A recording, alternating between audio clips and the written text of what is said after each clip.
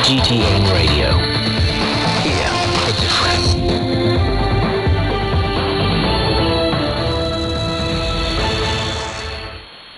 Get the unmissable news stories of the day. This is the Beijing Hour. Examining the events that impact and shape China and the rest of the world. This is the Beijing Hour. 1 hour of news and information brought to you every weekday. Now here's your host. Shane Bigham with you on this Friday, January 21st, 2022. You're listening to the Beijing Hour, live from the Chinese capital. On today's program, the volcanic eruption and tsunami in Tonga. The country's king has issued a statement, and more international aids arriving in the Pacific Island country. The UN Secretary General says he does not believe that Russia will invade Ukraine. And high-tech transportation for athletes, officials, and volunteers traveling between Olympic venues in Beijing and Zhangjiakou. In business, the Chinese currency rises to fourth overall for global payments. In sports, the Olympic torch relay for the Beijing Games.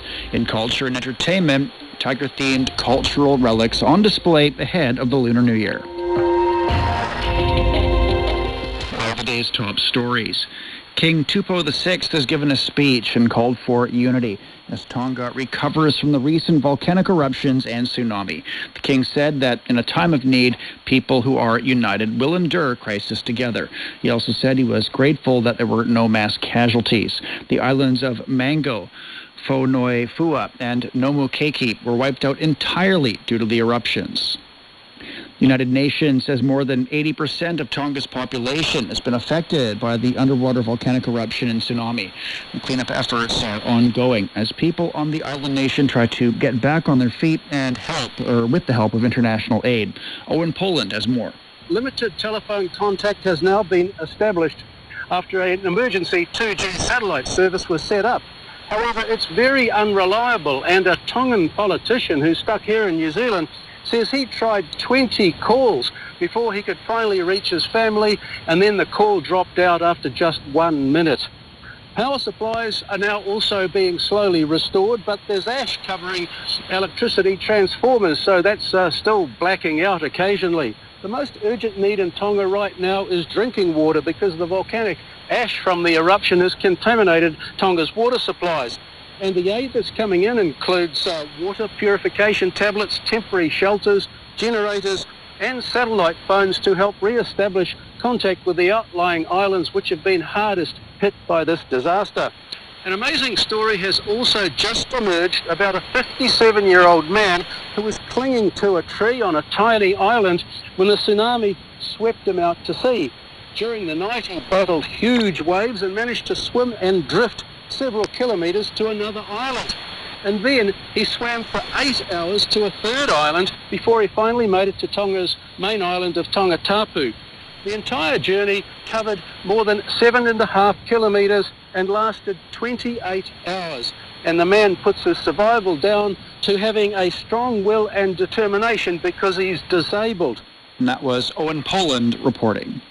The owner of Tonga's subsea communications cable says they're working hard to further improve the capacity of the recently restored telephone lines.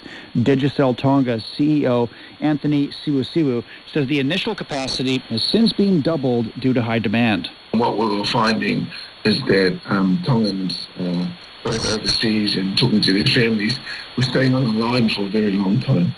You know, normally you'd speak to mum and dad and you probably speak for 10, 15 minutes and you jump off. They were staying for hours and hours. They motivated us to try and double the capacity quickly as we could, and we did that. Telephone links between Tonga and the outside world were partially reconnected on Wednesday. Full internet connectivity will take longer. Siwu says it's still hard to determine how long it'll take them to fully repair the damaged undersea cable that was damaged due to the volcanic activity. It's very hard to say. If it was a clean cut and there was no volcano around, and because it's still bubbling away there, and it's still active, deemed active, then it would be middle of February. So that's the best case. 2 breaks have been identified on the underwater cable, which is so critical for communications and the internet in Tonga. The Tongan communication operator said that it's obtained new satellite communications equipment from New Zealand and Australia. It had planned to install the equipment soon to allow people on the main islands to send and receive emails and browse web pages. China Telecom says it sent a cable ship to help repair Tonga's sole undersea communications cable that was damaged in the eruption. The company is a main provider of international communications services in Tonga.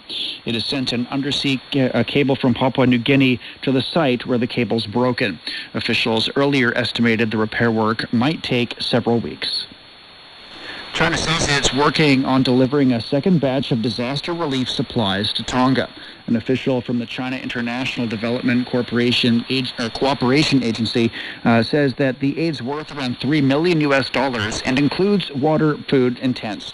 The agency also says Chinese embassies in Tonga's neighboring countries, such as Fiji, are collecting the materials and will have them delivered as soon as possible. The Chinese government will also provide more cash to help with rebuilding efforts in Tonga. China's ambassador in Tonga says the island nation received its first international aid from China on Wednesday. Cao Xiaolin says the embassy was able to reach people affected by the disasters. The embassy immediately collected some materials such as food, beverages, and bottled water. They were offered to people in shelters. The ambassador also says the embassy will continue to provide support based on Tonga's needs. A Chinese national in Tonga shared the latest on people's lives in the island country days after the worst volcanic eruption in decades. Zhao Yongming is an employee of China's Civil Engineering Construction Corporation. Currently, green leaf vegetables, fresh fruits, and seafood are all not available. The only vegetables we can find in markets are onion and potato. They were imported from overseas, and there are sufficient stocks. He says tap water in Tonga's capital is only used for washing and cannot be directly consumed at the moment, while bottled water is now the main source of drinking water. Yu Hongtao is another Chinese national living in the Pacific Island country, and he says thick volcanic ash is everywhere, and residents have been stocking up on basic supplies. Right now, volunteers are clearing volcanic ash on roads. But the ash that's in the wild is yet to be cleared. Power supply has been restored. It went out during the eruption, but was restored 1 day later in many districts. We have all stocked up on supplies and enough water. We've bought instant noodles from Chinese stores, so we have enough food and water. He says communication lines have been partly restored in the island country, making international phone calls possible as of Wednesday.